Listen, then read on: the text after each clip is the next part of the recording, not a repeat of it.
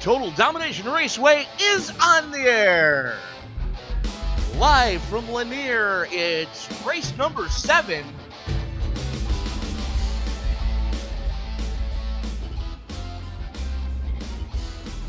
This broadcast being brought to you by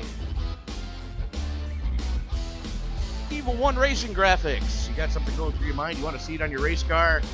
Evil One Racing Graphics. The Hub Sim Racing Giveaways. Domino Printing.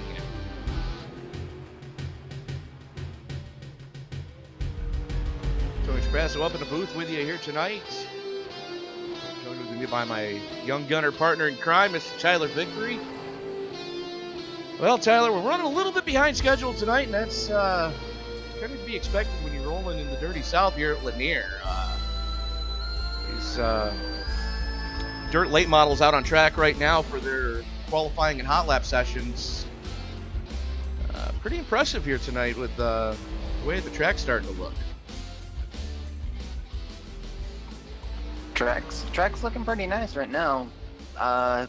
Right now, pro late models, first 4 guys are out right now. I was about to say Tyson Pankow with the fastest, but now Brett Wasness has the fastest at 13.835. Ryan Couch is only 7 thousandths behind him for these first 4 in the late model.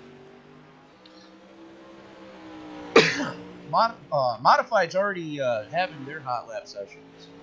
We saw last week, shocker of the season. The bounty was collected on Leo Pina's head, and it was a hell of a race to have happen. And that would have been, let me go back to the race results real quick on that. And that would be Gerald Miller in the number 28 car. Hell of a driving job by Miller. There's no other way to put it, but he had it hooked up at the big 5/8 mile at Eldora. Going to be interesting to see how things play out here tonight at the the tight 3/8 bull ring here at Lanier. Yeah, it's a very, very more shorter track, so it's going to be more of who can be able to control the car in the turns and can be able to run a faster lap, because straightaways are practically not going to matter here. I mean, in my opinion, but I'm not that good of a dirt person yet. Well, I mean, if you ever actually stop turning the wheel at Lanier, you're doing it wrong, and that goes for the pavement cars as well. I dare say that you never stop turning, even when the track's a pavement track here. It's that tight of a track, it's that small of a track, and you really have to be up on the wheel for the entire race. Well, that ought to be challenging. I've only run a few laps here on the pavement, and I have struggled.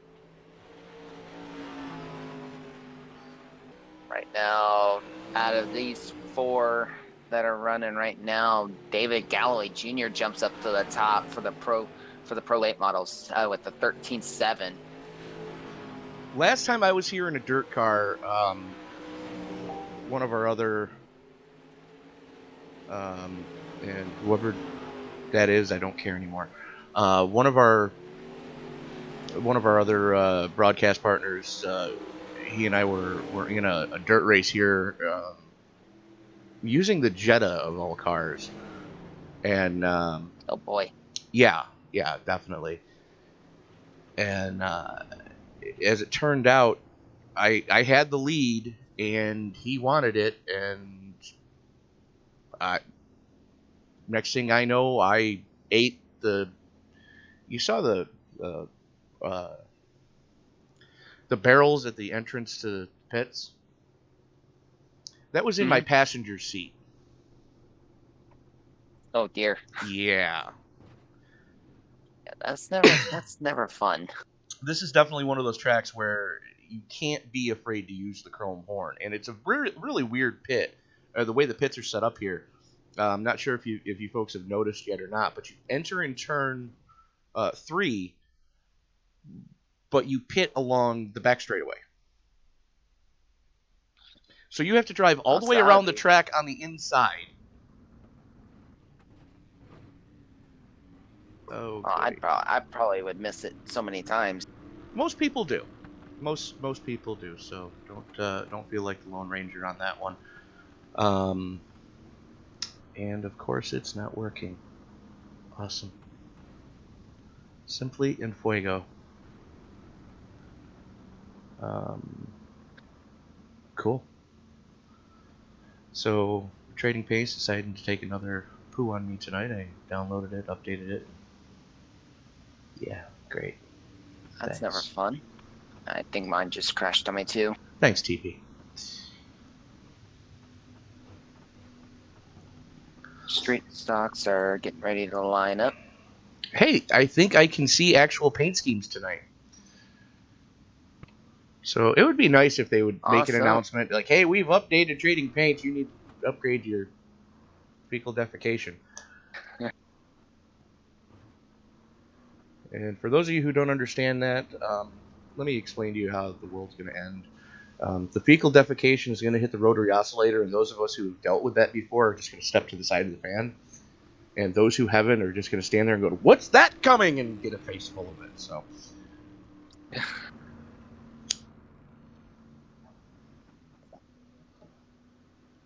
Anyways. Hot green flags waved for the first four of the street. Street stocks out on track.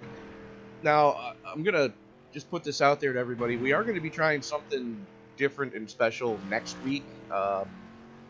And we were going to try it tonight, but things went horribly wrong, horribly quickly.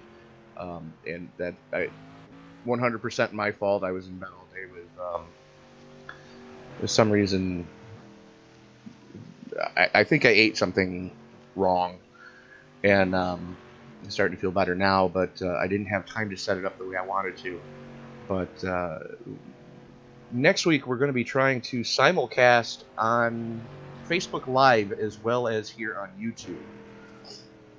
And if you do like the broadcast that you're seeing here on the Both Broadcasting channel, don't forget to like, subscribe, and share. And if you like the action you're seeing out on track, go ahead and wait till after the live stream is over and drop a comment in the replay comment section with your iRacing screen name, and we'll get that passed along to Tyler and the guys to see if we can get you added to the on-track action.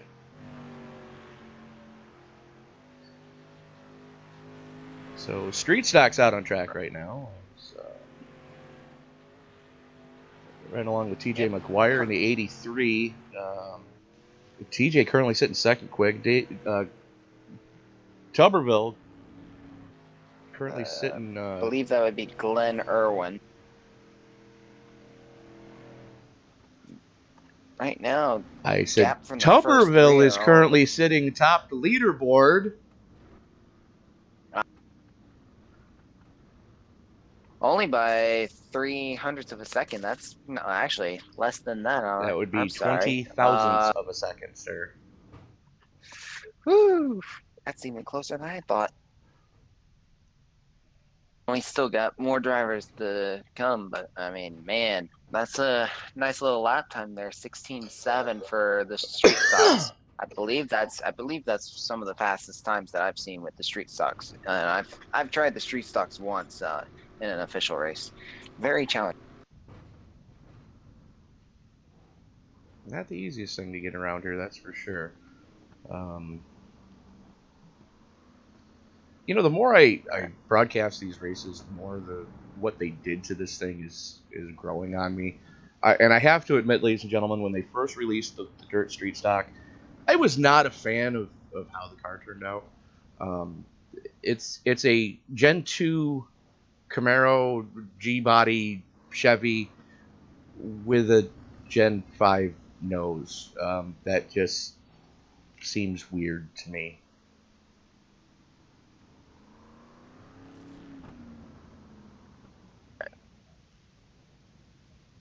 Let's see who we got. Jim Franks is out there. Peyton Bright and Joey Durbin are three I see out on track right now.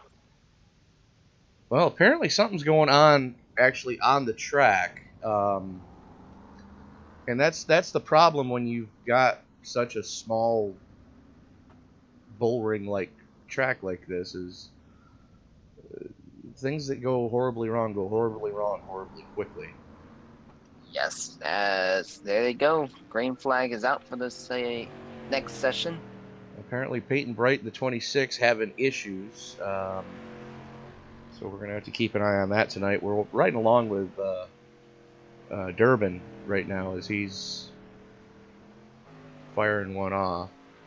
Bear with me a moment, folks, as I need to adjust something because I can't hear anything.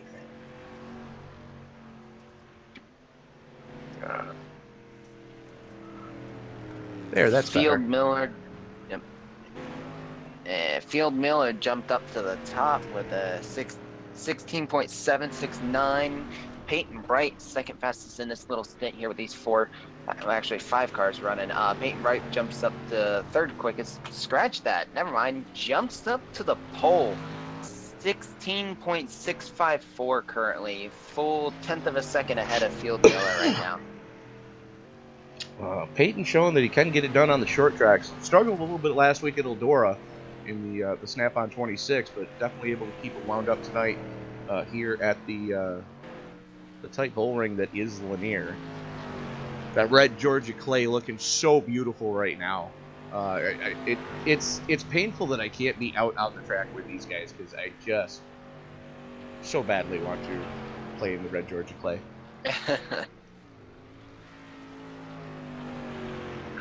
Out of the 4 cars that was running in this one, actually, the top 4 are all from this split that just ran. Peyton Bright, Joe Debrin. I hope I said that right. Sorry if I butchered it. Field Miller and Jim Franks, and then Jeffrey S. Brown was further down in the back. But looking at the lap times, I mean, they're only not that far off of each other. I'd say probably out of all the street stocks that have ran, I think they're only about 0.5 of a second difference from first to last currently. Well, you're not wrong, as Trading Paints apparently wanting to play the game with me yet again. Thanks, Trading Paints. We hate you. So, anyways, last flight of street stocks out on track right now. That's going to have the 84 TJ Jones, Mike Whitlock, and Justin Pruitt going to be running out the field. Oh, Whitlock just cranking one off. He works his way into the top 10 on his outlap. Yep. Pruitt just runs a decent one. EJ Jones jumps up to the top now, 16.5. We were kind of expecting this out of Jones, as he had a hell of a run going last week as well. Yeah, they ran really well last week. Let me look at the result. And it looks like the cushion's starting to form right about mid-track. These guys are still just using up what little moisture is left on that low line. As we watch Whitlock put a right rear into the cushion, help get that car turned. And whatever works, especially with I mean, there's going to be a lot of wear, especially with Lanier being a very shorter track than usual, comparing it to Eldora and Volusia. So I have a feeling that the track moisture is probably going to disappear very quickly, and I honestly would not be surprised if I see a lot of changes in lines throughout the entire session, all 3 races. You can see it already that the extreme low line down by the wall, it's whooped. It's completely just, it's starting to go shiny. It's just gone. And wow. I dare say by the end of heat races, we're going to see guys flirting with the wall, trying to find any moisture left in this track. And that's the one characteristic that it's Lanier. Have fun. It's one of those deals where the track just, it takes on moisture, and that's all she wrote, kids. Or I'm sorry, it doesn't. It goes dry slick. You know, and there's not much you can really do about it. It is what it is, and you know, those of you from the Northeast, you're used to it. I dare say every track in New York State and northern Pennsylvania does the exact same thing, and you know, the layout here at Lanier kind of reminds me of my home track at Fulton Speedway, where the only difference being is all the haulers would be on the backstretch on the outside, and the access road is actually at midway through turn 2, and it leads into a, well, look up Fulton Speedway, you'll like it. But Modifieds making their way out onto the surface right now for their first heat race. Looks like the 424 of Elmore going to be starting up on the point. He's going to be joined with the 16 of Leo Pena. Pena had a hell of a run going, but just couldn't close the deal last week at Eldora, so look for him to be driving in a pissed-off fashion tonight, and I dare say he's going to make the rest of the field pay. Yeah, he got caught up at the start of the race. He got caught up in got tangled up with a few cars and ended up started in third after the heat races. Had a good chance of trying to come back for the win, but made some contact later on and ended up finishing fourth. So he's definitely going to be on a revenge mission for tonight. So then we've got Miller, Henry, Blake Brown, and Matt Gibson catching the tail end of the field there. So the lineup is now complete. As I did not catch the length of the heat races, Tyler, and I do apologize. No worries. I'll keep an eye on stuff. Fair enough. Thank you, sir. Getting ready. I believe 1 to go this. Okay. Ooh, already some contact. And that's real easy to do in the modified because you can't really see where the front bumper is. You can only feel where it is. As green flag comes out, and we are live. Modified heat race number 1 from Lanier. Pena already trying to use that cushion on the high side. A little bit of contact, a little bit of bumping and banging to be expected here on the bull ring. Pena has to check up. Meanwhile, Elmore just showing the way. Miller trying to get by Pena for second. That's your battle right now, as they are side by side. Pena's starting to run that high line. It looks like it's slowly coming into place. Meanwhile, up front, Elmore just putting on a clinic. Still be able to find some grip on the low line. And you just notice these guys just have to throw the car into the corner. Yep. Halfway through, 4 to go.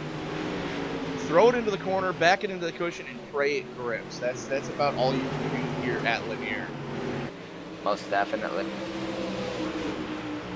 Eric is just holding off Pena, and Pena's trying to find every which way he can to get around him. He's looking high, diving down low, and nothing's working right now. Flirting with disaster coming off of 4. That's the best way to eat the pit wall. Arguably some of the best in the business right now driving the UMP modifieds here in TDR. As white flag is now in the air. Pena's got to make a run down here on this last turn. Got one chance to do it. Elmore going to hold on. There it is.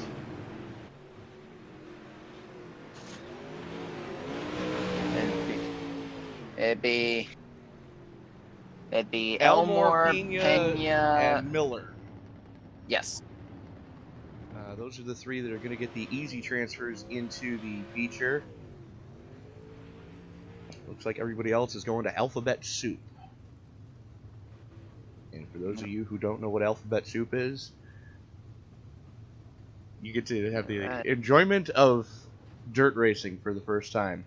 That's where you have to go to a B main, a C main, B main, D main, etc.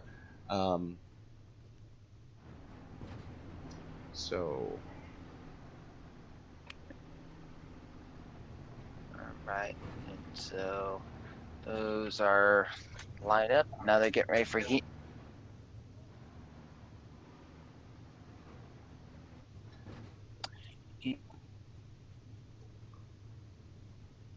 heat race number 2 getting lined Heat. up. Looks like Salter gonna start them. No, It would Debris in the actually 117 going to be up on the pole. He's going to be joined with Jason Salter in the 10. 33 of Rodney Brown going to be inside row number 2. He's going to be joined with Casey Wascom. And Chase Swathford going to be starting shotgun on the field.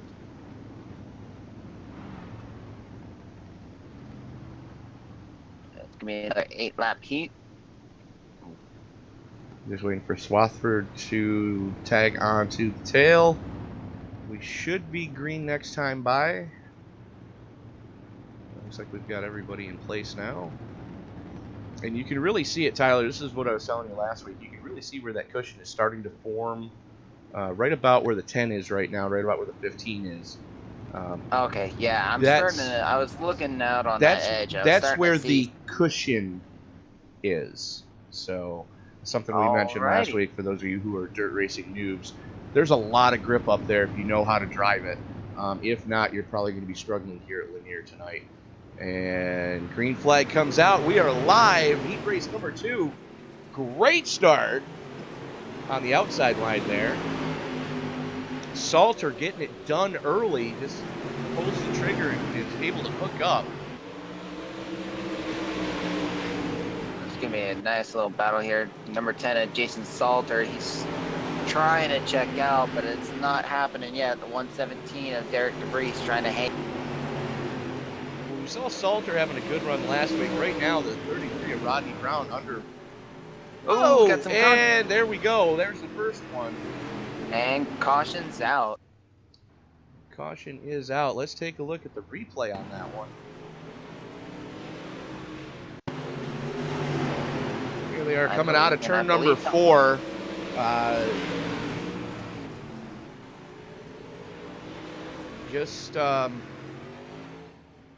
Swathford just overcooked it. There was no way he was making that corner at that speed with a car in his way. So, you know, something to admins to take a look at. But yeah, there was no way he was making that corner. Yeah, it just looked like he tried to make an aggressive move, and it looked like it failed on his end. So he's lesson. Well, we've all been there. You bomb it in there, you hope it sticks, and you're like, oh crap, there's a car in my way. Yep, exactly. Anybody that's ever driven a dirt race has been in that situation at least once in their life. And we're green flags back. And of course I'm not live. Why should I be there? Jason's pulling a nice little gap, about a car length gap on the 117. Running that middle line very well right now. Well, they run in the middle line, but you can see that the bottom portion of the track is starting to get that shine to it. It's starting to slick up down there, and I dare say by the time the street stocks get back out here, you're going to see guys running way up towards the wall. Yep. As we come to 3 laps to go this time by, Jason's hanging on to the 17. Derek's still trying to look and making a pass to take over. This is one thing you've got to love about bull ring racing is the fact that you're going to see a lot of side-by-side stuff. You're not going to see these cars get strung out too much. White flag this time by? Yep, this time by should be 1 to go. Should be white flag this time by. So it's like Brown's going to hang on to the transfer spot. Salter, excuse me, folks. 117's going to dive it down low and try to just gets a little too sideways, drag race, and Salter's going to hold on.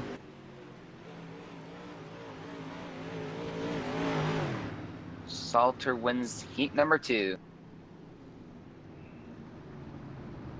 Salter winning heat number 2. Derek Debris coming home in second. Rodney Brown hanging on for third, and Chase Wascom coming home in fourth. So a lot of fun and excitement happening already. Yep. So that means for the feature race for the UMPs, the front row is going to be the 420 of Eric Elmore and the number 10 of Jason Salter. Well then, that's going to be something to definitely keep an eye on.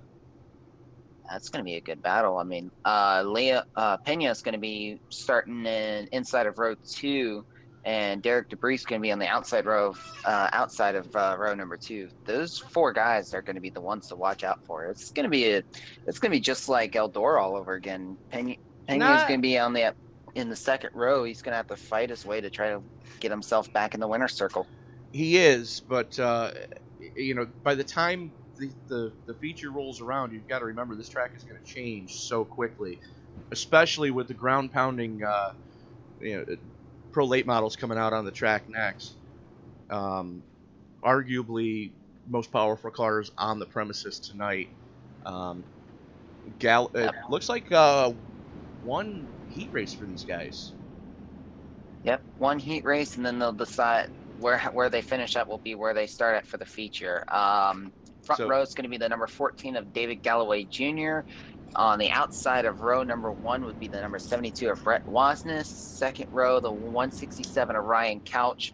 Number 91 on the outside of Tyson Pankow. Third row is going to be 69 of Jonathan Combs. And outside of row 3, it's going to be Ryan Bronson. Then the final row in row number 4 is going to be the 71 of David Stilfer and number 7 of Michael Hillman. So this is going to be your biggest preview of what you're going to see in a feature, as only 8 late models showing up, but these guys always put on a good show. And if you want to see short track racing how it was meant to be, watch these guys as they pull the trigger coming out of 4. Green flag is out. We are live.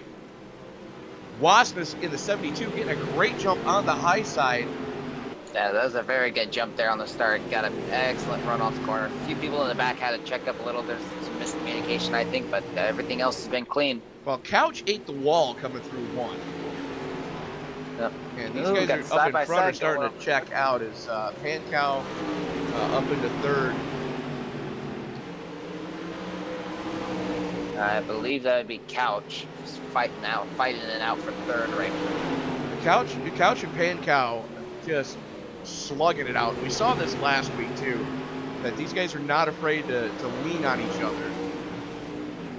Most definitely.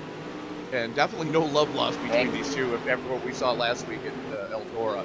And you can really see the track starting to get eaten up now with 700 horsepower trying to get put to the ground. What little moisture is left down low is now long gone in a distant memory. Yep. That's right now. He should be getting 3 to go at the line. Oh, big wreck bomb. Got 4 cars involved. Well, saw it at the last second too. Hellman coming out on the losing end of that one. Let's go to the replay and see if we can tell what took place there. So here they are coming down the back straightaway, and oh yeah, that was Combs. 69. Combs getting some help from Bronson in the 6. It looked like. Let's back it up a little bit. This is the lap previous. Here they are coming down the back straightaway. Look at what happens in turn 3. Bronson just dives it in there. Combs is already there, and just unfortunately, Hellman having nowhere to go comes out on the losing end of that entire exchange. So we are back live. Yeah. Galloway taking the high side this time, so something to keep an eye on is the leader looking to take the outside line, because that's where the grip is. And we are back green. Right, gets a decent jump off. David Go. Galloway's right up the 72's back end, so it's not over. All over his tail tank right now. White flag should be out this next time by. Oh, got contact in the back. Caution will be out. And caution comes out again. Bronson involved in that one. And how to make a dirt late model look like a dirt modified. One easy step. Let's take a look at what happened here. Gets into it with a 71 and oh!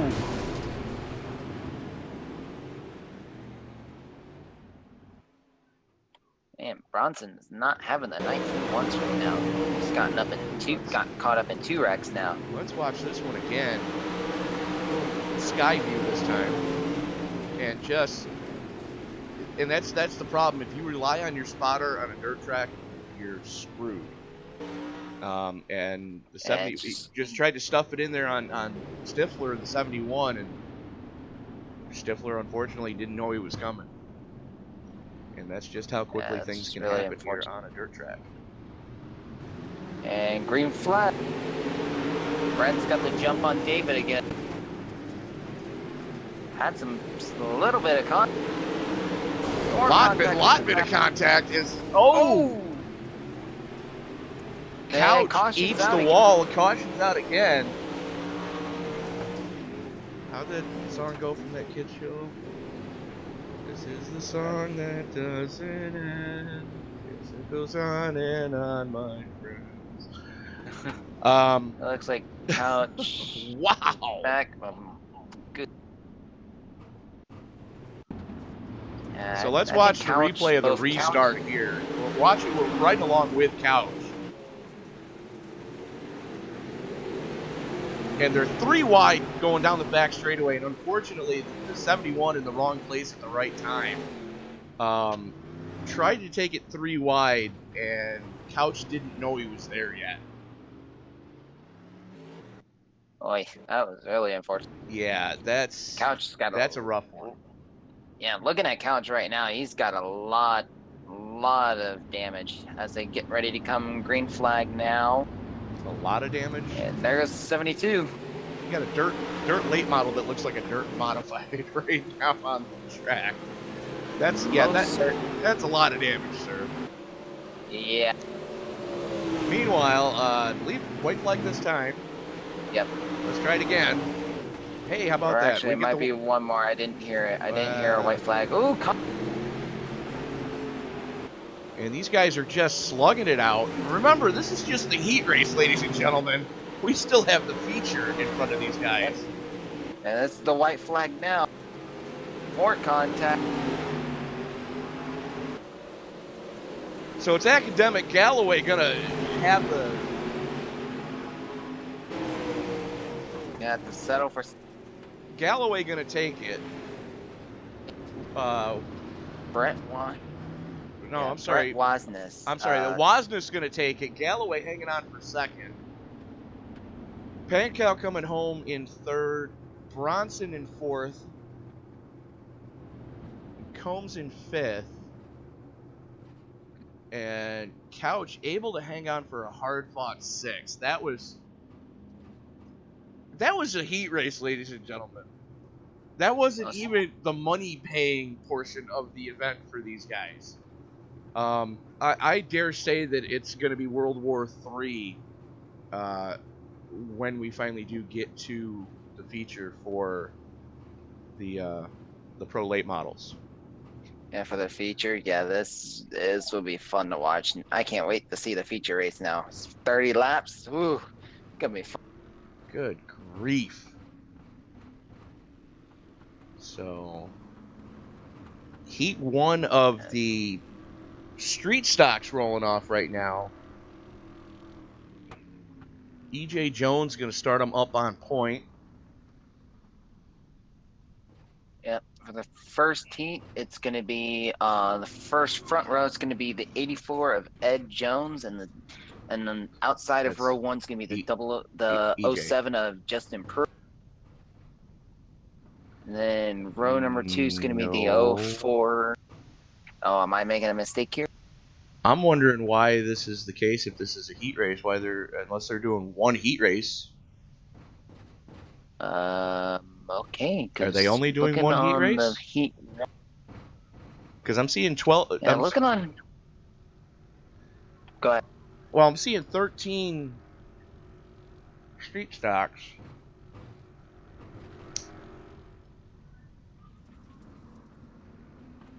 I'm wondering why Pruitt is out there in the 07, because he should be starting up on point of heat race number 2. Oh, that is odd. I'm yeah. Just now noticing that too. Not sure what's going on, but we'll go with it. Yeah.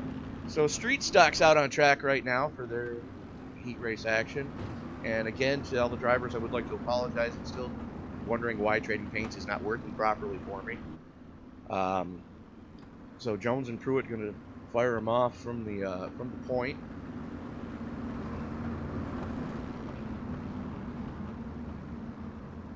And if what we just saw in the Pro Late models is any indication, these boys in the street stocks are just going to throw hand grenades at each other. Yep. Should be getting ready to start the green flag. And green flag's out.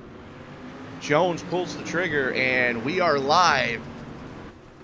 And you can really see the sheen. Of course there's contact. It's a working man's hot rod class. But you can really see the sheen starting to take place down low. And these guys are going to have to adjust their driving style if they're ever going to hope to get by E.J. Jones right now. You know, Jones almost a full tenth to the good over the field as far as what he was able to put up in hot laps. Let's see how he handles the slickness of the Lanier Speedway here in iRacing. Is he's starting to gap Pruitt right now. First 5 are all within arm's reach right now.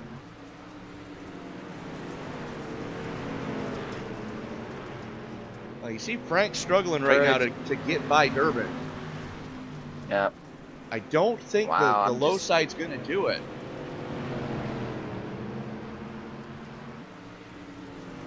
Just looking off of that first, turns 1 and 2. My goodness, I just see slickness everywhere as we're at the halfway point. There's slickness everywhere. Where Frank's just had his right rear tire, that's about the only place you're going to see grip through that corner. Running them a little bit lower coming through the 3-4 complex.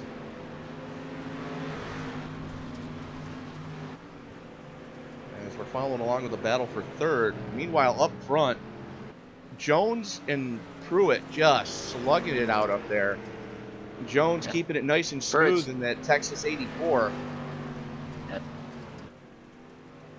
Pruitt's trying to find some other ways to try to catch up to Jones. I don't think it's going to. Should be coming to the white flag this time by.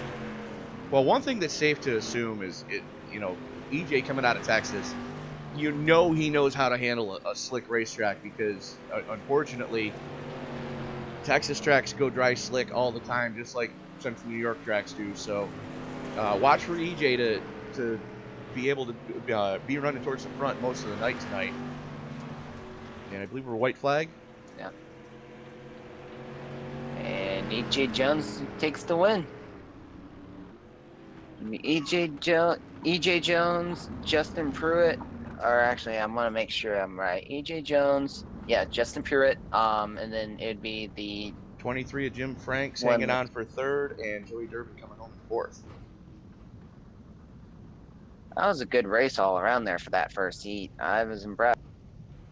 Can't wait to see what the second heat's going to be. That was a hard fought battle for these guys. Able to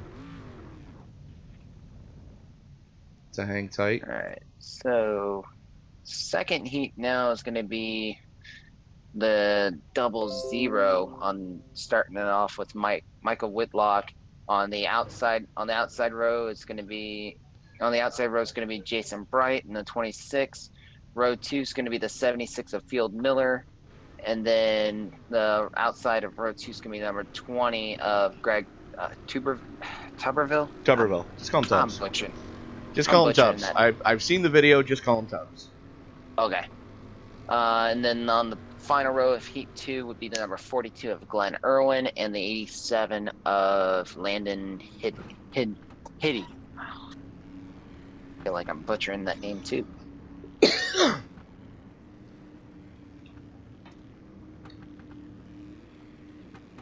As they're So getting lined you up, do getting realize ready. what you just did, Tyler, right? Oh dear. Did I say that wrong? Wait till you see your next paint scheme, my friend. Oh no. Oh, yes. Anyway, heat number 2 Well, rolling it's off right now as Whitlock and Bright going to be firing them off from the front row.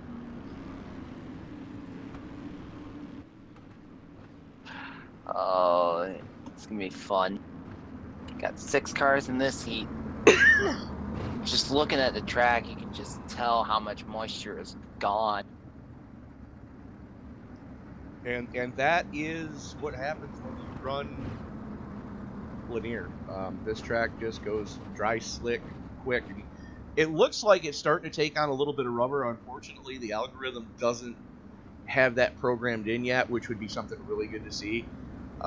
In real life, ladies and gentlemen, generally what happens is the track will go dry, slick, and then the bottom line will start to take on rubber, or some portion of the track will take on rubber, at which point the grip will come back to that section. So you see the guys hanging it out on the high side, and then the guys that are brave enough to try that rubbered up section will be able to hang on the low side, and that's where your battles really start to form. Nim, if you're listening. So green flag comes out, heat race number 2 underway, side by side into turn number 1. That's Whitlock and Bright. Contact. Just contact with the 20 and the 76 there a little bit, just a little bit. Hey, it's the working man's hot rods. They're going to lean on each other. Meanwhile, right up in front, these guys are just slugging it out. Whitlock Whitlock taking the short way. Bright jumps the cushion. Now he's got to deal with Miller. No, I'm sorry. That's Tuberville. Yeah, the 26 Peyton Bright just struggled, lost 3 spots from the start. Too many plain black cars on my screen right now. Ooh. And Michael Whitlock starting to pull away from the 20 of Greg Tubbs. Tuberville able to keep it wound up a little bit on that high side, searching for moisture. These guys are struggling to find it. If you've got your car set up to grab on the slick stuff, Tuberville bounces it off the flag stand. Oh boy. Whitlock, Tuberville, and Bright, your top 3 right now. Don't count out Glenn Irwin in the 42 though. Coming with 3 to go.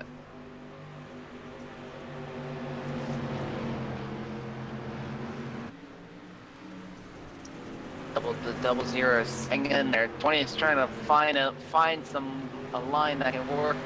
2 laps to go. And you're starting to robot, my friend, so most people probably didn't catch that. Oh dear. Whitlock showing the way. Tuberville trying to figure out a way to get by him. White flag will be out this time by. Tuberville going to have one last shot on him down the back straightaway.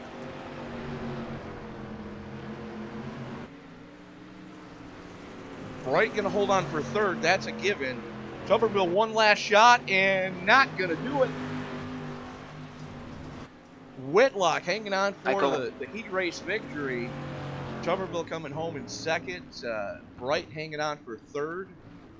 Field Miller hanging on for, coming home in 4th. No, Glenn Irwin. Yeah, I had that right. Field Miller coming home in 4th. Miller coming home in 5th. And Landon Hindi in 6th. So that is going to do it for the heats.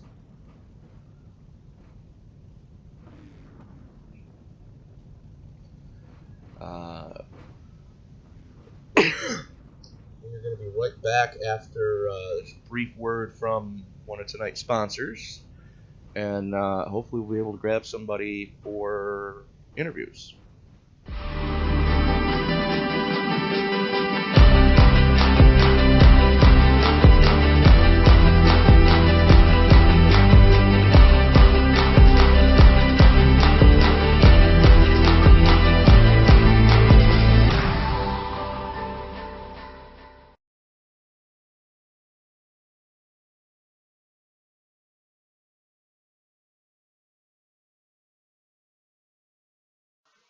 Yeah, I don't see the Brown brothers. Let's And see. we're back.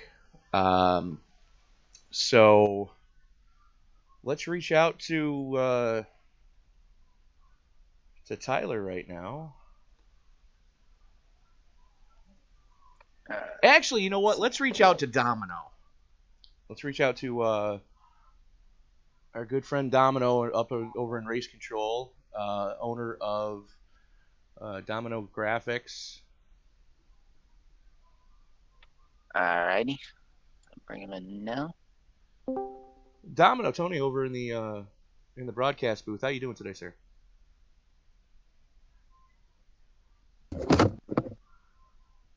Hello, Domino. Hello. Hello. Dominic, you got a mic check? Uh, so we will be on intermission for the next 4 minutes. Domino. Well, let me start here. Come on. Let me reconnect and see what's going on here. All right, so just wanted to touch base with Tyler and Domino real quick because I know you guys are selling some season 1 T-shirts that'll be They're available. When's the cutoff to purchase those? There's really no cutoff. We like to see all of our orders get in by the end of next week's race. That way, see, we're going to take. This is week 7. Next week will be week 8. Week 8's our last race. We'll find out who our championship winners are at the end of that race. Those championship winners, our championship winner in the street stock, in the UMP, and the prolates, those guys, the drivers, their cars will be on these season 1 TDR T-shirts. $20 a piece, mailed straight to your door. You can get with us on the Facebook or the Discord. We'll get you an order form out there so you can get you some T-shirts. We also have some individual T-shirts. Say you're a big Leo Pina fan or a Jason Salter fan, or even some of our other guys out there. Any driver that you prefer out here, and you want one of their T-shirts, we also have individual T-shirts, $4 a piece, and have any driver you want on them. All right, very cool, very cool. So yeah, we just wanted to bring you guys in while we are under intermission here. And we did announce that next week we are going to figure out a way to do it. That we are going to try to simulcast on the Facebook live stream as well as YouTube. So something to look forward to. We're going to try to get reach out to more people with the Total Domination Raceway action that we're seeing on track, and like Tyler, the young gunner Tyler Vickery and I were talking about during the late model heat race.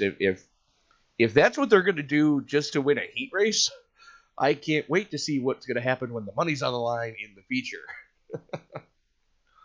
Yeah, I mean, you got to look at who you got out there. Your prolate class has so much competition in it, such great drivers. You got David Galloway and a couple of his buddies, Brett Wasness. Uh, just every driver in the prolate class has something to bring.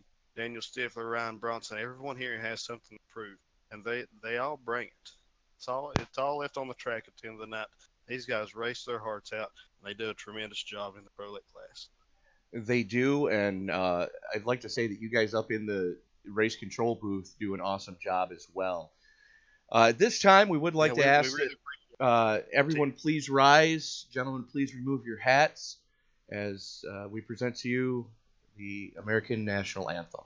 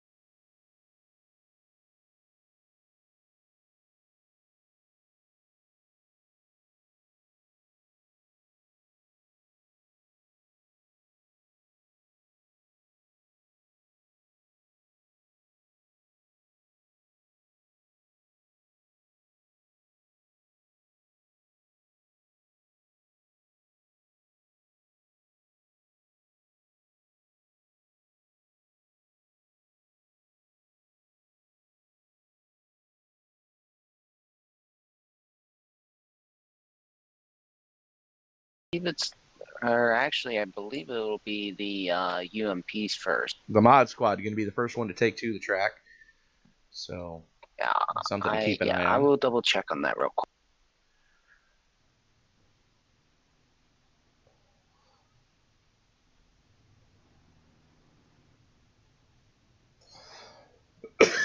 As they are, we see the first one.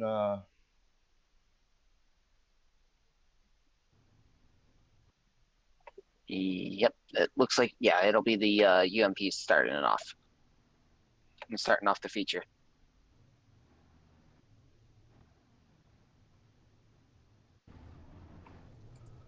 It's going to be 30 laps for the UMPs. The front row is going to be the 420 of Eric Elmore and the 10 of Jason Salter, and then the second row is going to be Leo Pena in the inside of row number 2. Outside is going to be the number 117 of Derek Debris. Row 3 is going to be the number 13 of Gerald Miller, and alongside of him is going to be the 33 of Ronnie Brown. Row 4 is going to be the 115 of Michael Henry, and alongside of him is going to be the number 15 of Chase Wascom. Row 5 is going to be the number 74 of Blake Brown, and then alongside of him is going to be the 501 of Chase Swafford, and then rounding out the end of the field is going to be the number 90 of Matthew Gibson. So I would like to take a quick moment to talk to all the drivers out there who are possibly watching the replays of this broadcast. Just going to put it out there, and I know it can be a pain in the backside sometimes, but if we could get you guys in the Discord chats, that would be awesome, because there's some times where we're going to want to talk to you guys. And if we could just get you guys lined up in, where you guys need to be, that would be great, so that we could do some on-track interviews. Now, Tyler, I am going to point out to you, considering that you're new to Discord, there's a whole slew of drivers on the right side of the screen. So when everything is all said and done, if you could look and just find me the top 3 over there and just drag them into the waiting room, that would be great.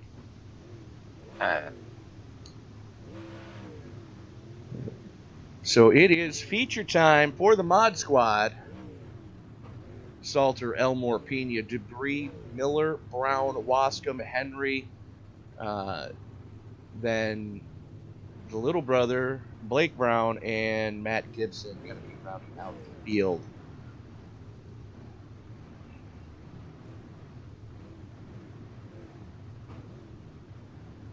They should be getting ready to roll on out. Now, for those of you who don't know what you're seeing right now, is I believe we're live. Please tell me we're live. We're live. What you're seeing is, from the firewall forward, is essentially the frame rails that you would find on from anything pre-1994 Chevy Impala. A big full-size A-bodied American car. And then from the firewall back is cutting-edge technology as far as dirt racing goes. And to answer your question, it's probably going through your mind if it's your first time seeing the UMP Modifieds. No, the right rear shock is not broken. That's the way that these cars are set up, to try to get as much bite on those right rear tires as possible, considering that the UMP class runs probably the hardest dirt tire Hoosier makes. I don't know the actual durometer of it, but I've been told that hockey pucks are softer than the UMP modified right rear tires. And I want to give an update. I got an update from race control. Whoa, as there's people making some mistakes. The 501 is not able to start. He is having issues, and he will not start the feature. So the 501 will be taking last place in the feature. All right, so that would be Chase Swafford, not able to make the call. 35 laps of scheduled distance, if I'm not mistaken. Uh, I'm not sure. I No. might be connection issue. I'm not 100% sure. No. How many laps are we supposed to go? 30. It'll be 30 laps. 30 laps scheduled distance tonight for the UMP modifieds here in TDR as they work their way out of turn number 4. Look to get the green this time. And we are live. Modified feature underway, and they're side by side. It's Jason Salter on the high side, able to keep it wound up. Ellsmore's got to be a little unhappy with that restart right now. As Pena working his way through the middle. Pena. Jason Salter's checked out right now. Salter's in another zip code already. Oh, I just got updated. I was wrong. 35 laps for the feature for the UMP. Thought it They was will be running 35. So. All right. We are 3 laps in as it's Salter, Elmore, Debris, and Pena. And right now, Elmore under attack from the 117 of Debris. Salters is just making this a clinic right now. He is pulling away. He's got at least over a second gap. And you got to kind of wonder what, because there are some in-car adjustments you can make to these cars. You got to kind of wonder who's tweaking on what right now with as slick as this track is starting to get down low. Most definitely. But the 3-car battle for second right now is just turning into a slugfest of the cleanest type. And this is a clinic on how to drive the UMP modifieds. You know, these guys are close quarters racing sideways at 110 miles an hour, 3 wide, and nobody's killing anybody. Yeah, this has been really good so far.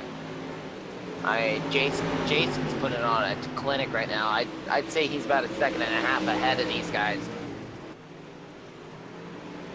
Almost a complete straightaway to the good for Jason Salter right now, as he's going into 3 as they're coming out of 2.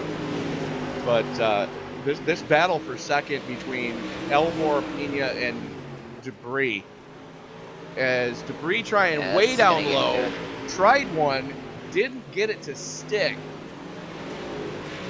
And it looked Pena thought he had it worked, and then it was just that last second Debris slid just enough where it slowed down Pena a bit.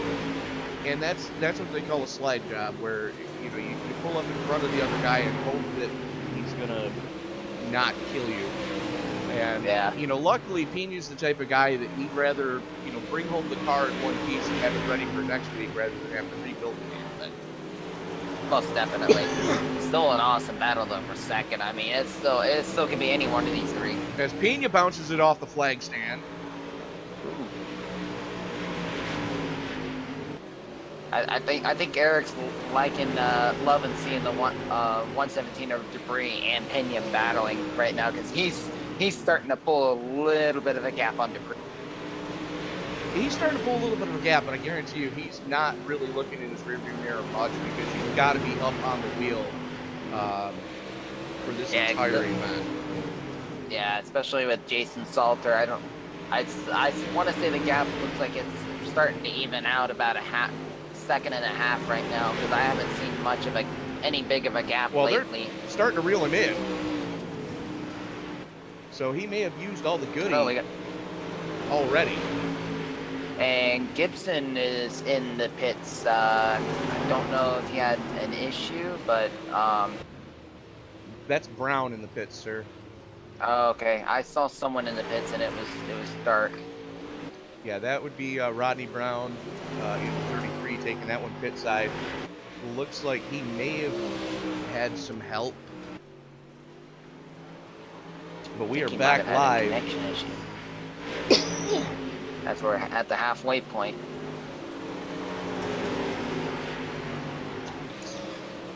It's like 117's close.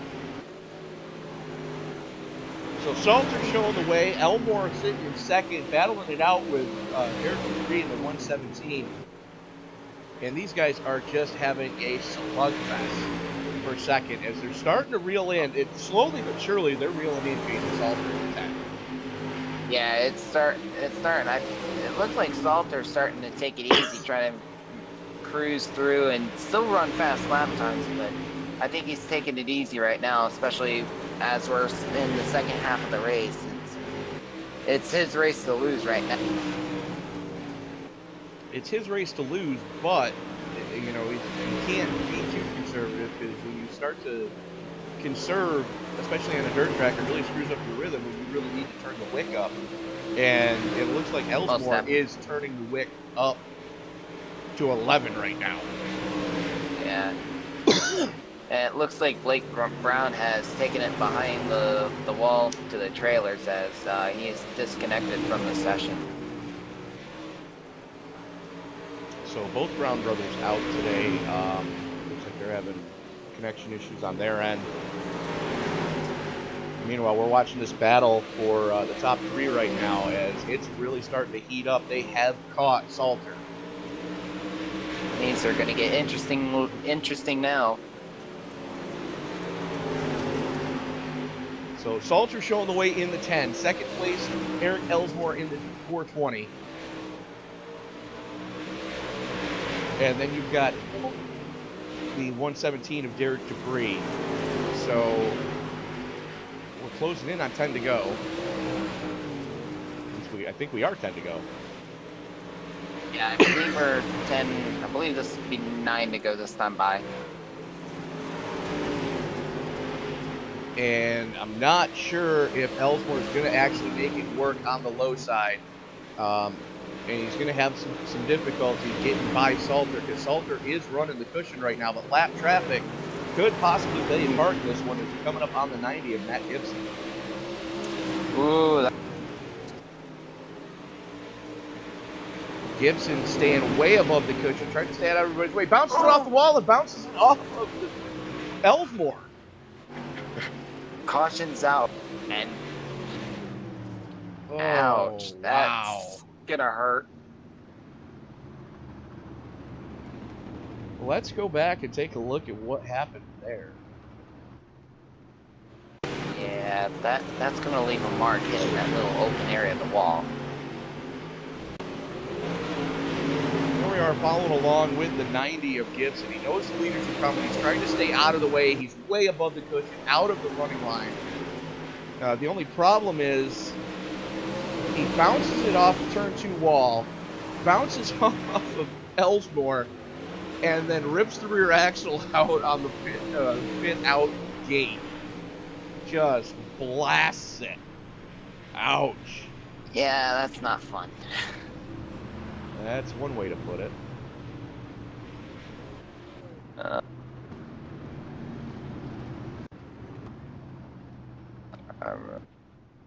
So, you got to kind of wonder if there's going to be some gamesmanship being played here. Which lane Salter's going to take when the field forms back up.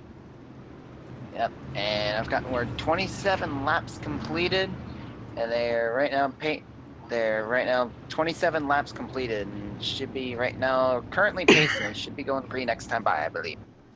And you can see that just all of the rubber down low. Slick is all get out right now. I think a hockey rink is probably going to have more traction than the low line here right now. Most definitely. They're getting ready for the green flag. Green flag is back out. Salter pulls the trigger, and contact. Pena getting in the back of Ellsmore. And Gibson is Still around. keeps it going. Nope, sorry, that wasn't Gibson.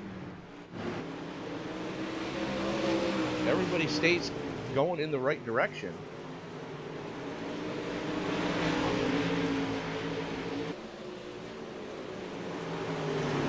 And that goes back to what we were talking about in the heat races, where you dive it in there, and, oh crap, there's a car in my way kind of moment. And Pena, one of the best in the business, just had one, folks. So, if it can happen to him, it can happen to anybody. as this battle for the lead is really starting to shape up. I believe they have 5 to go. Yep, 5 to go. This is going to start. Heat intensity is going to turn up now. And Salter is turning up the wick.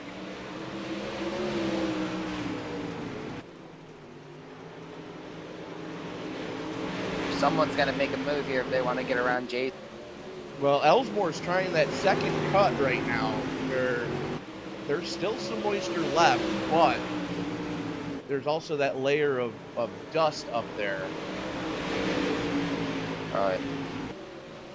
There you go. 2 to go this time. Yep. Elmore's trying to look at something.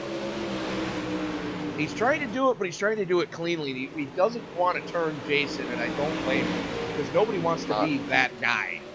Most definitely. Here we go. Final lap. Final lap this time. White flag is gonna out. Make the move? Who's going to make the move now? Someone's going to have to dive it down low if they want to try to win. Not going to happen. 117 tries it down low. It's a drag race off of turn number 4. Salter's going to hang on for the win. Ellsmore for second, and Debris rounding out your podium. Holy Christmas, what a race. That was awesome. Those 3, what a race that was. That was... Jason earned that one. Absolutely, and we're going to reach out to Jason right now as we are... Alright, let me...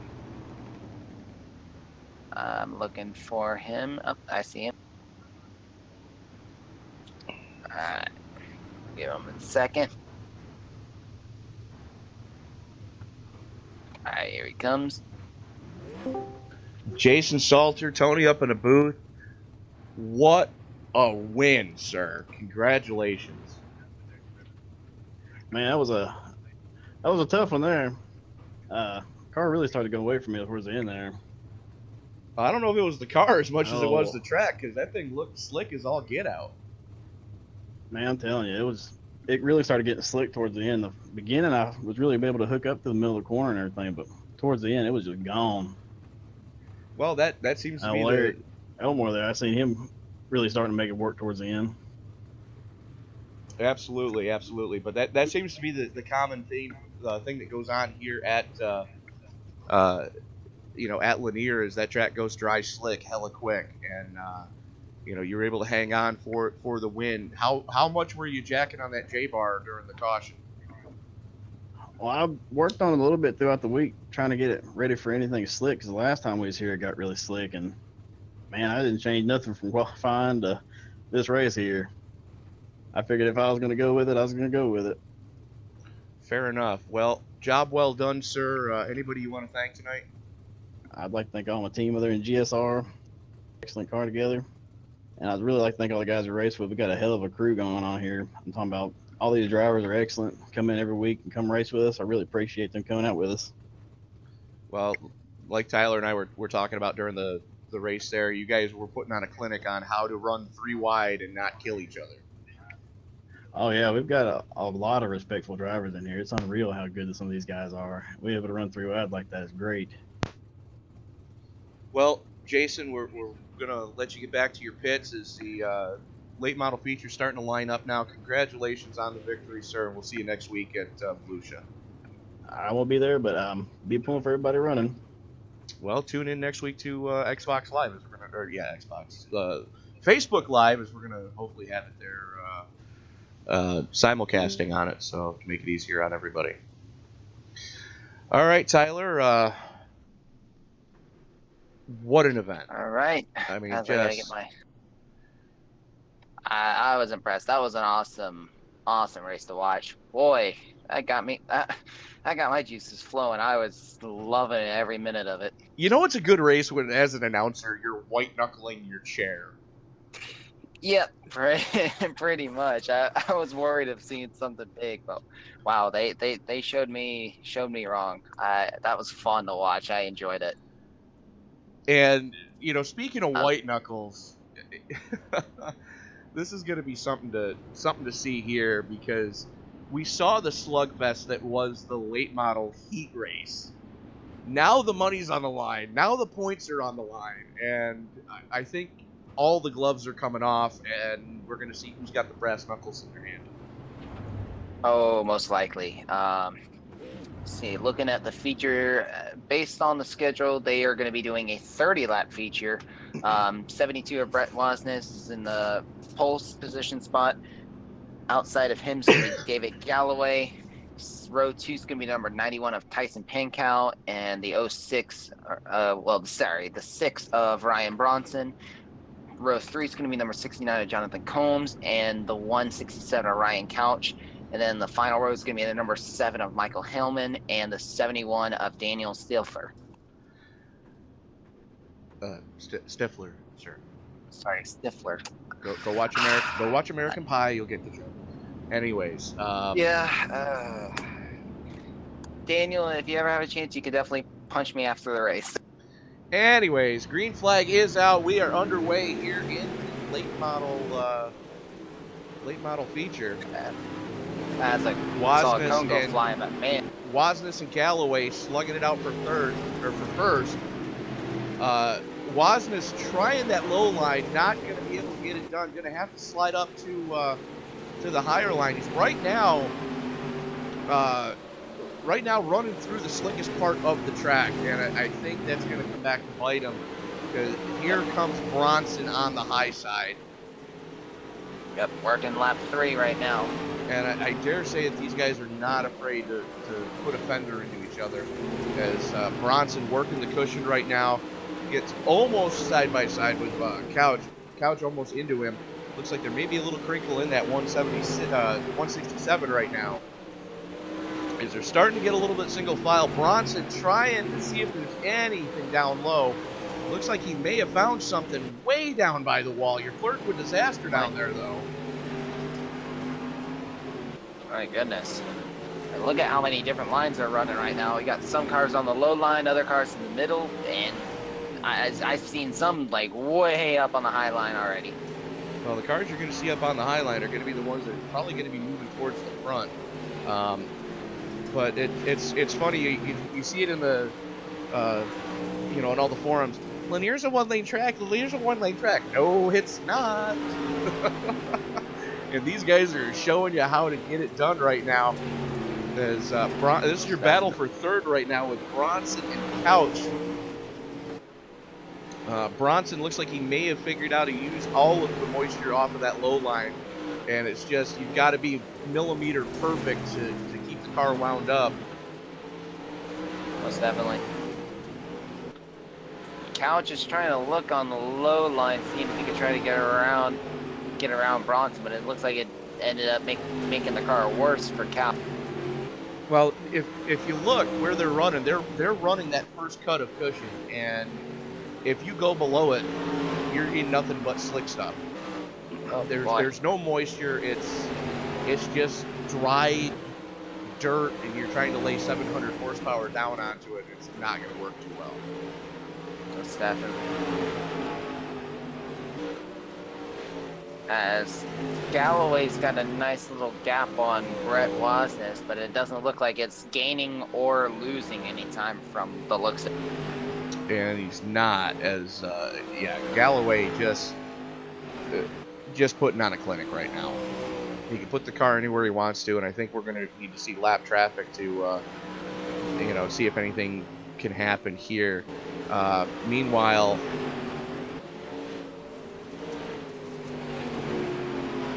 Bronson is starting to pull away from Couch, and this field is starting to get strung out as we are approaching the halfway mark.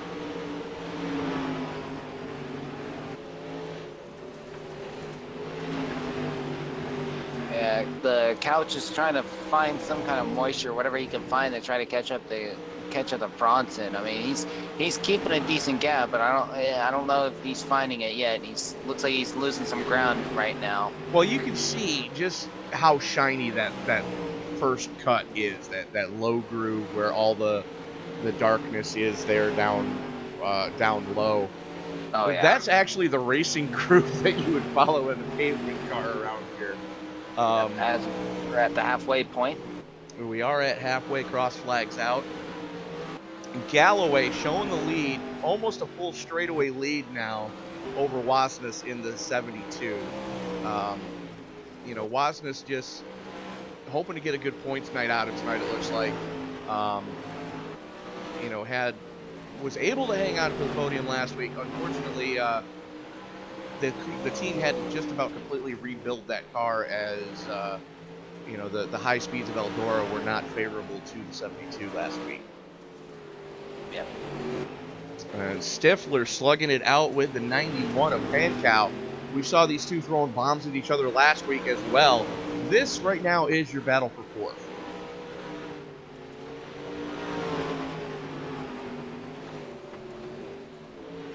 Stifler backs it into the cushion. Yep. Gets a straight drive off. Galloway's starting to close in on some lap traffic, but they're being courteous right now. Well, they're being courteous right now. Wait till he gets to somebody battling, because right now the Combs in the 69 isn't really, slugging it with somebody. Diamonds it off the corner, tries to get a straight shot. Going to take the low line. A little bit slick down there, having a struggle to hang on. That's going to let Wasmus close in a little bit. So that full straightaway lead is now down to about half a straightaway. The question is, what can Wasmus do with the lap traffic when he gets there? Yeah, that's going to be the question. I mean, right now with the gap that Galloway's got, Wasmus has got to do everything he can to get around that lap traffic and to catch up to Galloway. Well, looks like he's able to. Well, not so much. That's the problem when the lapper goes high. You've got to go where they're not.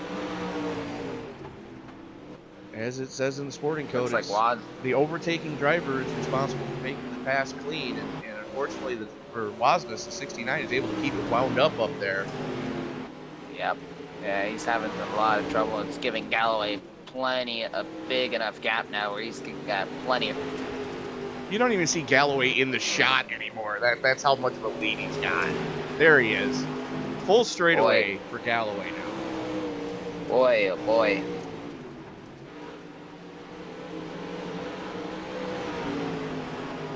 And I dare say that should be the fun two-thirds of the way. The fun is going to start right here as Bronson and Couch, no love lost between these two. And Combs was involved in a couple incidents with these two last week. This is going to let Couch figure out if he can figure out a faster way around Combs than Bronson can.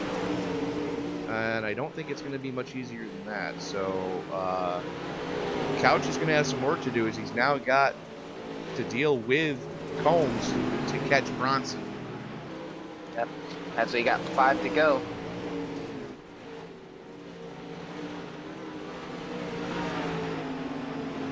Galloway's long gone right now.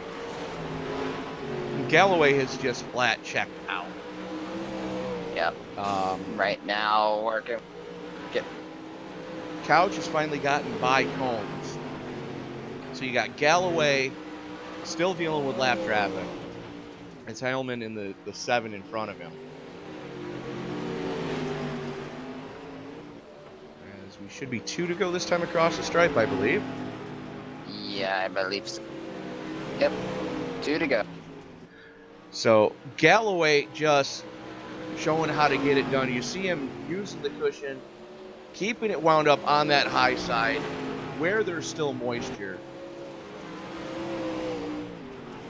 White flag is one out. more time around. Jumps the cushion a little bit, has enough of the lead that he's able to collect it back up. Yeah, he'll easily take this win. So Galloway held on for second, or for the win. Galloway for second. Bronson able to just hang on for third. Yep. Galloway with the win. Brett Wasness was second. I believe that's Bronson for. That was Bronson for third. Let's see if we can talk to the 14 of David Galloway. All right. Let me see if I can find them.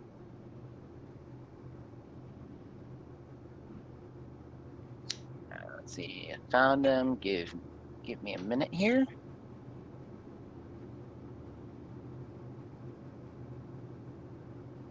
right, here we come. So David Galloway, Tony up in the booth. You just put on a complete clinic, sir. Thank you very much. Talk to us about how beat up that track is. Is it as beat up on the track as it looks from up here? Yeah, it is.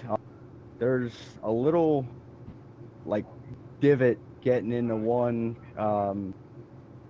right past the start and finish line, starting to get to the apex of one, and I kept hitting it every lap. Made contact with a 2 laps from hitting it. But other than that, I mean, there was just no grip down the bottom, and I seen that through the modified feature, and figured if I could get a jump on the outside and just stay in it on the outside, that it would be pretty good. But I mean, it's not rough. It's just really, really slick. It's like driving on glass. The only thing is getting into one, that little hump getting into one it's treacherous for sure. If you put your car right up on it or you tag the wall because of it, I mean, it can surely end your night quick. But I mean, I tried to hit it the same as I did early in the race, during the whole race, so I wouldn't screw myself up. And with a couple laps to go, I got myself into it way too deep and actually ended up in the fence. But other than that, I mean, it's not too bad. It's just like driving on glass, basically. Well, sir, congratulations on the victory. I mean, you just, like I said, the entire late model field put on a clinic tonight of how it needs to be done. You guys went, flag to flag without a caution. So that's something to really, the whole division needs to be proud of being able to do that. Anybody you'd like to thank tonight, sir? Yeah, I mean, I'd like to thank Brett Wasness. Me and him tested last night with Tyson Pankow. They run for me on my team. He always runs me clean, so I appreciate that. And we always try to battle it out there with him, myself, and Tyson. I'd like to thank everybody from TDR. They put on a great show every single Sunday. I think they're the only series doing that with 3 classes, and it definitely makes you change your point of view from running a league for 1 class a night to 3 classes, and you definitely got to keep up with the track and adjust as much as you can to get it right. So Tyler and everybody that is a part of TDR put on a great show, and I can't be thankful. I mean, I missed last week, which was a bummer, but I surely didn't expect to come back and do this. But hats off to you guys in the booth, hats off to TDR, and my whole race team. Well, sir, congratulations again on the victory. I see the late model or the street stocks loading up for their feature event. We'll see you next week at Volusia. Best of luck to you then, sir. Alrighty, thank you. So that is going to do it for the lates, as the street stocks making their way out onto the track right now. Yep, as the 84 of EJ Jones is going to be starting off the front row, and next alongside of him is going to be the 00 of Michael Whitlock. I'm hoping, yeah, I do have that right. Okay. Then you got the O set of Pruitt and Tubbersville. Row number 2 is going to be Justin Pruitt and Greg Tubbersville. Row 3 is going to see where the hell are we? 23 of Jim Franks, and not sure who's starting 26. Yeah, it is the 26. Okay. Peyton. Then row number 4 would be the 4 of Joey Durbin, and alongside of him is going to be the 76 of Field Miller. Row 5, the 83 of TJ McGuire. 42 of Glenn Irwins alongside with him. Row 6, the 555 of Matt LeBlanc, and the 87 of Landon Hitty. Hope I'm saying that right. Do apologize if I'm not. And then starting in all the way in the back is the 27, and I do not see the 27 would be Jeffrey Brown. That would be the third of the Brown family in competition tonight. Looks like he has disconnected as well. That's unfortunate. So the field working its way through the 3-4 complex. Looks like we've got a decent lineup as green flag comes out. And Whitlock wasted no time putting the hammer down as it's rush hour on the George Washington Bridge going into turn 1. Yep, and it's a 20-lap feature as well, so not a lot of time like the other cars did. And these guys are side by side, but you saw that Whitlock able to keep it wound up. Jones having to struggle with that slick section of track. And Got finally, one car on we the get wall, and oh, that, wow. Ow, that's gonna leave a mark. Caution's out. Medic. Yeah, we got someone upside down as That's well. Justin Pruitt in the 07.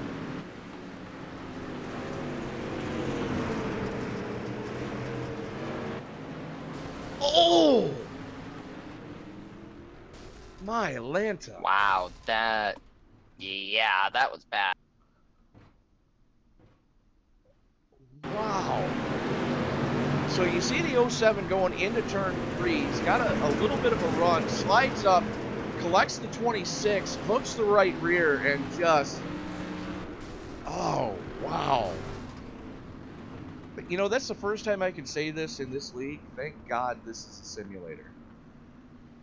Man, that was a shot. Most definitely. My goodness. Wow.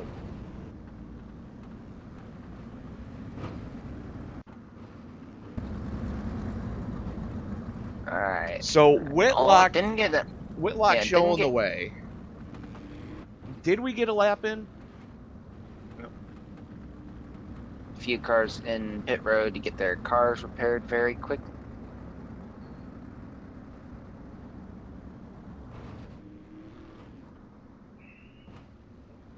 So finally,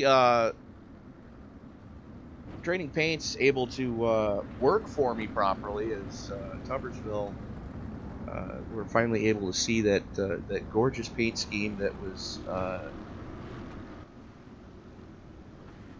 done by one of tonight's sponsors. Of course, we are talking about Evil One Racing Graphics. You got something going through your mind, you want to see it on your race car, it's Evil One Racing Graphics. You can find them on Facebook.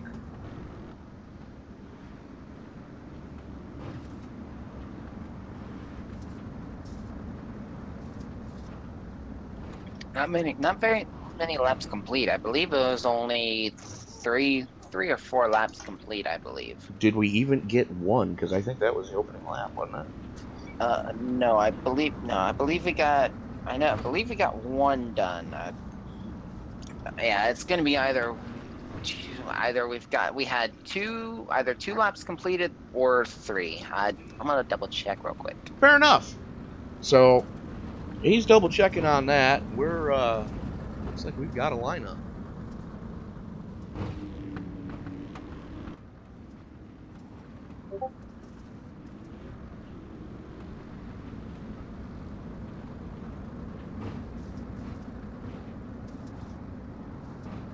As they're getting ready to one to go And signal. a little bit of contact under the pacing. And you were right. It is only one lap has been completed. Yeah, because that happened coming out of 4. The leaders had just crossed to complete lap 1. So one lap in the So we got books. 19 to go. 19 laps to go out of. All right, so here we go out of turn number 4, and we are back green as Jones getting a great jump that time. And the battle heating up for second. Tuppersville to the inside of Whitlock. Ooh. Can he make it stick? They are side by side.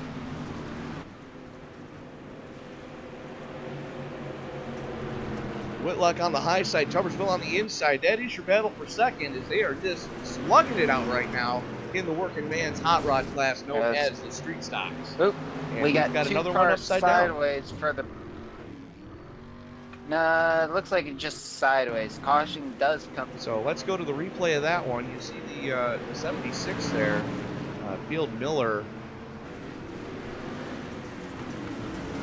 Just a little bit of contact, and unfortunately gets turned. He was trying to stay off the car in front of him, and the 26 of Peyton Bright, unfortunately, trying to stay off of him, just got that car fixed and unable to get it collected back up. So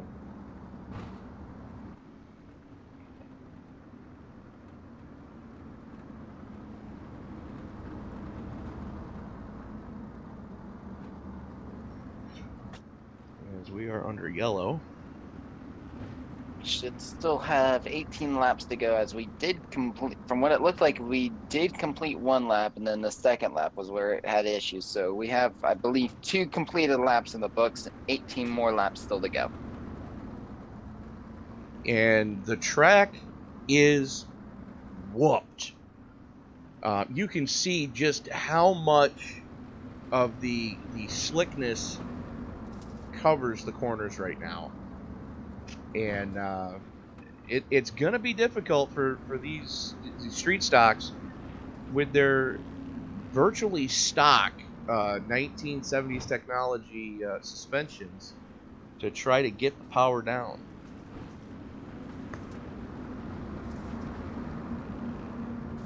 As they're starting to line up now. Working man's hot rod class, as I like to call it.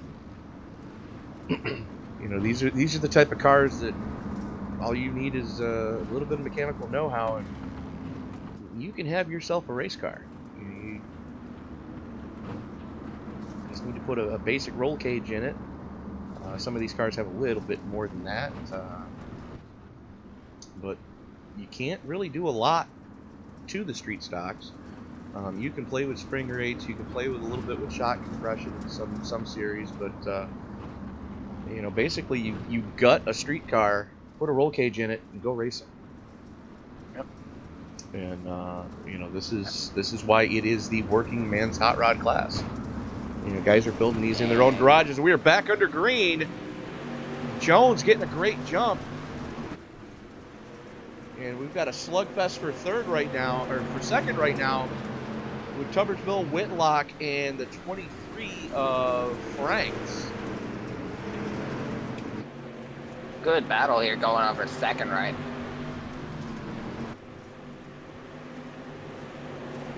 Saw through wide further back. Oop, contact further back, but they're still going.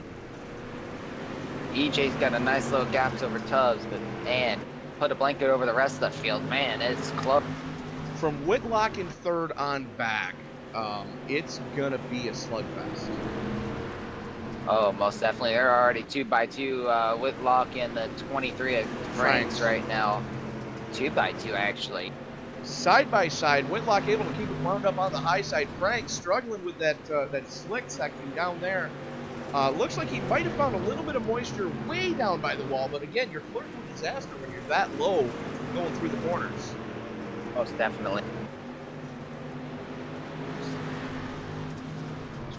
Frank's starting to get lined up. Frank's trying to find a spot as we're completing lap 6 right. So we're closing in on the halfway point. Jones showing the way, almost half a straightaway to the good. Tubbersville sitting in second. Yeah, Franks is trying to defend from further on. Pruitt, it's like Pruitt's all over Franks right now, trying to find a way to get around Frank. So Jim Franks hanging on for his life by his fingernails right now, as Pruitt trying to get by him, but we know Pruitt is not the type of driver to really, you know, just put the chrome horn to you. He's going to try to find the cleanest way to get around you, or he's not going to do it. That's the one thing I've got to respect about the guys in this league, as Whitlock and Tubberville slugging it out right now for second.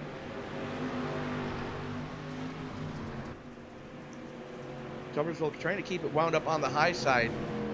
Whitlock going to throw the slide job coming out of 2. Able to find something down there.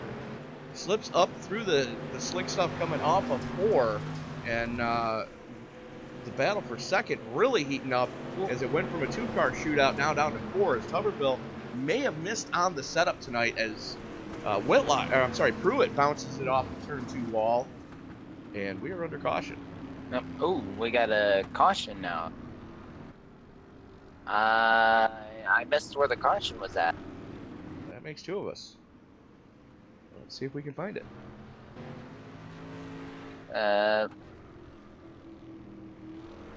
Looks like it was the 87 and the 76 getting involved with each other. Yeah, the 86 just slid up through the slick stuff. You saw him glitch there at the same time. The 76, unfortunately, second time tonight, he's had some help pointing the wrong way on a one-way street. Yep, and that's never fun. And I think his trunk lid says it all. And that's all I'm going to say on that one, folks. This is a PG-13 stream. All right. And we are Green back flag's out. green. That was a quick one. 10 laps in the books right now. That would be out of 22. Oh my! And we're That back under did not caution. look good. Yep, still halfway down and still gonna be half. I think that was Tubbs that got spun there. Well, let's find out. Extra contact Yep. after. That was Tubbersville. There's 3 wide going through coming out of turn 2. Let's watch that again.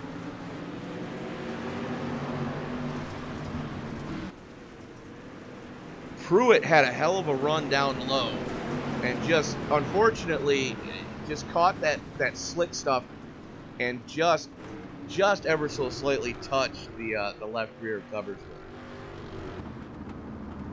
And it looks like Tubbersville's getting his spot back as they're moving Pruitt to the tail of the field. Yep, they said that Pruitt was the blame for that. Fair enough. There we go, getting ready for the green. And unfortunately, it's the old racing adage, cautions beget cautions beget cautions. As Jones pulls the trigger again, Whitlock able to keep it wound up in that second groove. Working on lap 11 right now. Interesting further. Franks and Tubbersville just slugging it out for third right now. Playing how low can you Battles go? all around. Oh, Most definitely. These guys are playing limbo right now for third. Yeah, this is very, very close right now. It's anyone's.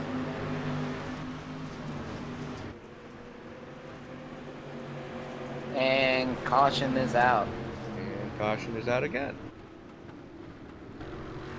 Hindi pointing the wrong way. Hitty. Let's see what happened there. We're watching the Hitty's auto repair 87 just being used as a pinball. And noses it into the walkover gate by the flag stand.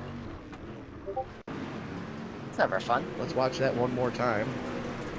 They are coming through the 3-4 complex. He checks up to try to stay off the 555, and unfortunately, Pruitt and Miller they've got nowhere to go.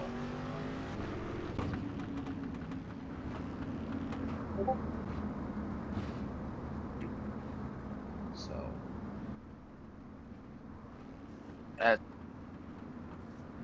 Go ahead, sir. I was just saying, as they're getting ready to tighten up, we got 12 laps in the books. 8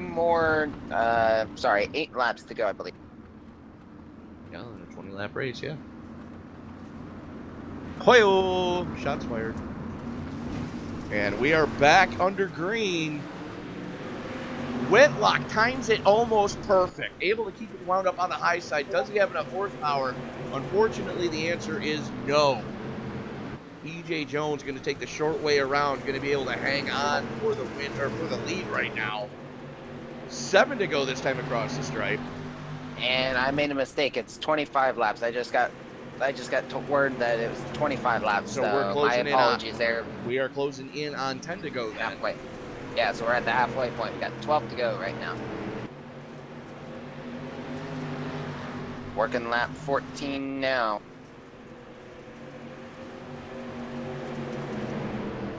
Still some very good battles going on. Some great battles going on right now as Tubbersville and Whitlock just going after it for second right now. EJ Jones, Yep. nice and smooth up there on the point. He can pick his line, and then they've got to figure out how to get around him.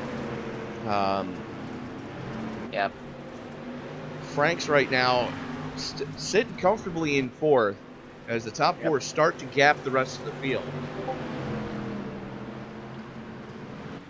As 16 laps in, we got 8 to go, I believe. Or actually 9 to go. Ooh, contact in the back, and we completed the lap. And caution comes out. 17 laps completed. I wonder if they'll count that lap because the leader did cross the start-finish line just before the caution did come out. Where's the So caution? either it'll be 6. It was further back. I didn't see who it was. All I saw was cars further back going sideways, making con. It's a dirt track. Of course they're going to be sideways. Yeah, one's gonna be facing directly to the inside wall. I'll double check as well. The 07 of Justin Pruitt having a rough night tonight. Let's go back and watch that replay again. He's battling it out right now with the 26. That's wow.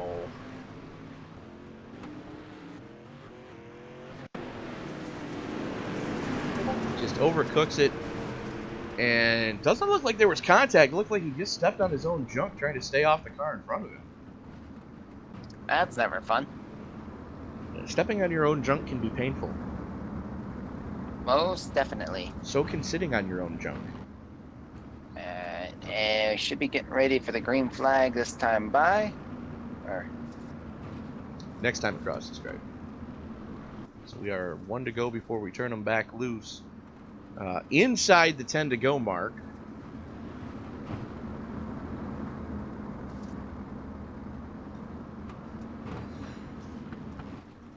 race controls looking at a replay from that incident to see where 2 cars were finna place that, which Fair I believe enough. it was the 83 and another car. I don't know. It'd be the 83 swapping out with the 42 where they'd be gridding up. All right, they're getting ready to go this time. Okay. So 7 to go this time across the stripe. Jones has been just putting on a clinic here tonight. Let's see if anybody's got anything for him as they work their way through the 3-4 complex. Jones pulls the trigger about halfway, and Ooh, hang boy. on to her, son. Whitlock had a little Good bit of save help. there. It was Franks all over the back bumper of Whitlock. Almost jacked him up, almost turned him, backed off just enough. And that gave E.J. Jones enough of a cushion right now as Tubbersville to the inside of Franks. Franks battling back, able to get the run off the corner. Tubbersville trying to hang it out on the high side. Unfortunately, oh Dear, that did not look good. That did not look good at all. Glenn Irwin. And that's what I was talking about, where you're flirting with disaster running that low line. And red flag is out on the track. Good grief. Wow, 42 went airborne. Oh my. Put that one in the highlight reel. Yep. Second time tonight for the street stocks we've had to use the phrase, thank God this is a simulator. Because that would have been an Definitely. ambulance. Red flag is out. That would have been an ambulance ride otherwise. Most definitely. Wow. I'm just watching that replay. My goodness, what an impact. Wow. Field's starting to roll as they get the car and the driver off the track. Luckily able to walk through the infield care center under his own power.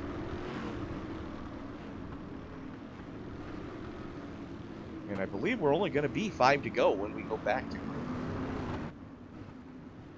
Yeah, right now, based on how I've got everything, we're 19 laps completed, 25 lap race, so anything can happen, especially that. My goodness. And that's the danger of running the low line here at Lanier, is that turn 4 pit entrance wall will come up and bite you quicker than you can blink. And I don't even think, Most definitely. I don't even think Glenn Irwin knew what happened. All he knew was he was upside down and in his pit stall by the time he realized what was really going on. Most definitely. All right, they're getting ready to come to green this time by when they come back around. Gonna be green flag is gonna be out. Green flag's going to be out. We're going to be starting lap 20 of a 25 lap race. Does anybody have anything left for EJ Jones?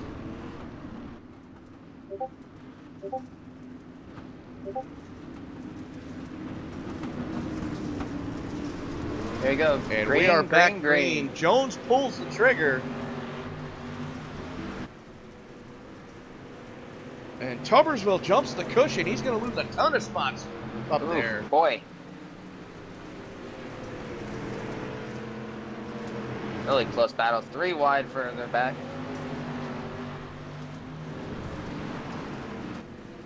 We got 3 wide further back. Oh, dear. That's your battle for 5th. And Tubbersville involved in that one. Chalk that one up to jumping the cushion.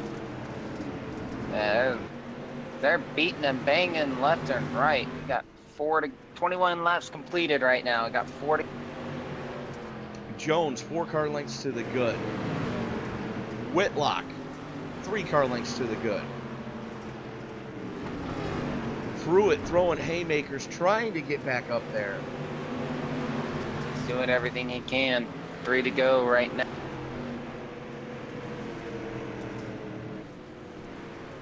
Jones putting on a clinic, getting ready to come with a 2 to go. Oh, never mind. Caution is out. 22 laps completed and caution is out.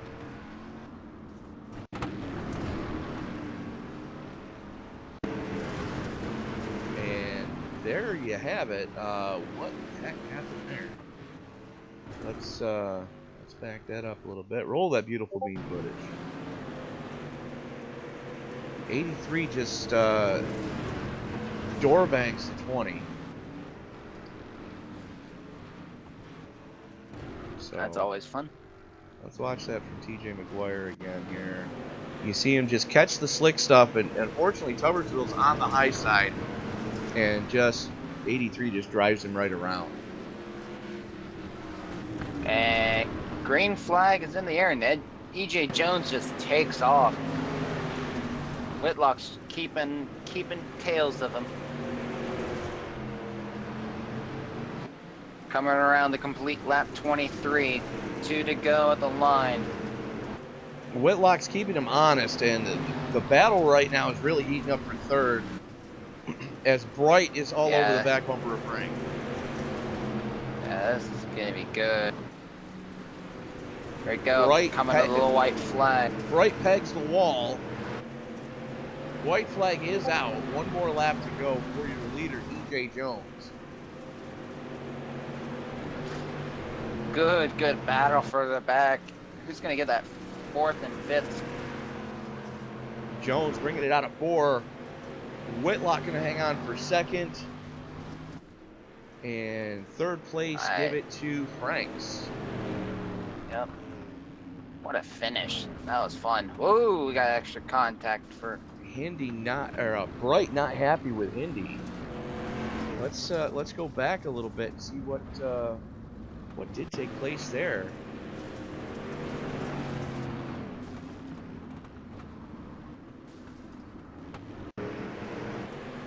Oh, that's what happened. A little door banging from the 87 on the 26, so that would be why the 26 was definitely not happy.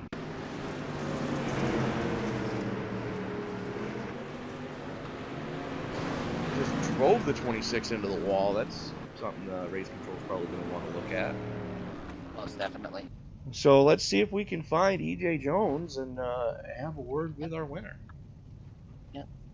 Found him early.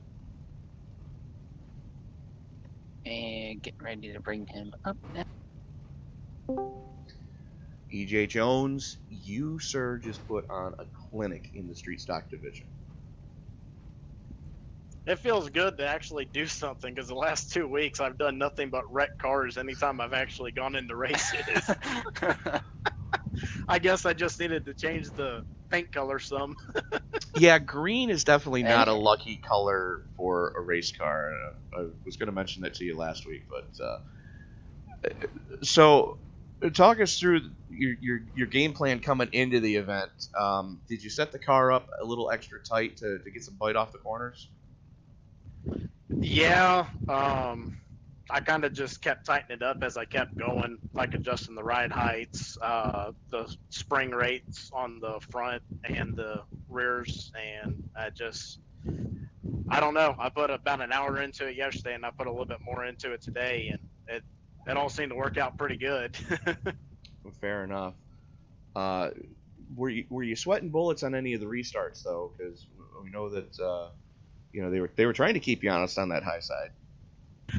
Every restart, I was sweating it because I was just waiting to miss a shift because I usually miss one in a race, and luckily I didn't miss one this week. Fair enough. Fair enough. Well, congratulations for turning it around from what we saw last week at Eldora. Talk us through your thoughts about going down into the Panhandle of Florida next week and going to Volusia. Love the track actually. Eldora, last week's track, is the worst track ever for me, I think. We won the race at Volusia earlier this year in the series, so definitely looking forward to going back, especially with the car having a little bit more power as well. So there's still some more fine tuning I need to do to it after a couple of practice sessions I've done, but I'm pretty sure we can keep it up front. I hope so. All right. Well, congratulations on the win tonight. Anybody you'd like to thank? I got to thank my friend Charles Cosper for getting me addicted to this hobby, as I call it now. Also need to thank my other friend, Peter Delavan. Before I got the system that I've got now, we usually cook out at his house on Saturdays, and I would constantly be playing on his, and I would lose track of time while doing it. That's when I really figured I really need to just get my own stuff now. Fair enough. Fair enough. Well, sir, best of luck to you next week at Volusia, and we'll let you get back and celebrate with your team. I'm gonna go pop the Michelob open now. All right.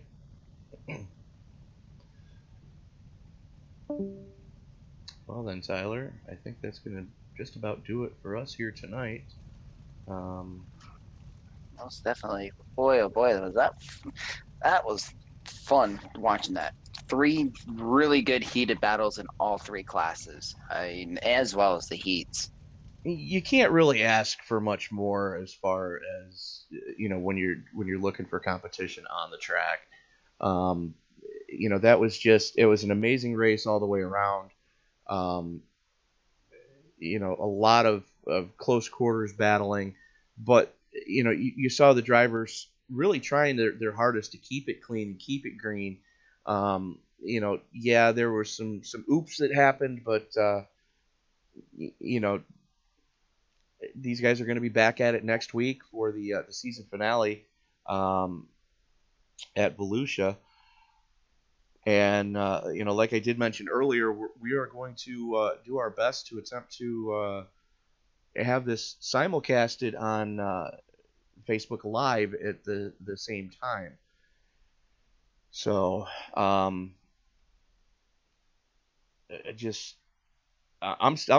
shaking right now because of what we just saw. Yeah, that was awesome racing. That's some of the most intense dirt battle I've seen in a while. Too many words. The most intense battle. Period. And it was just remarkable throughout the entire field. All the fields doing an awesome job tonight. As we're watching the cams right now, you can really see, just how beat up the racing line is. So these guys, for the most part, were able to keep it pointed in the right direction. Unless they got some help from an outside source, but you can't ask for much more than what we saw tonight. So, Tyler, I think that's going to do it for us. We will be back next week here from Volusia. Next week at Volusia. Season finale for season 1. Don't forget to get your t-shirt orders in for your season 1 t-shirts, and that's going to do it for us, ladies and gentlemen. We'll see you next week.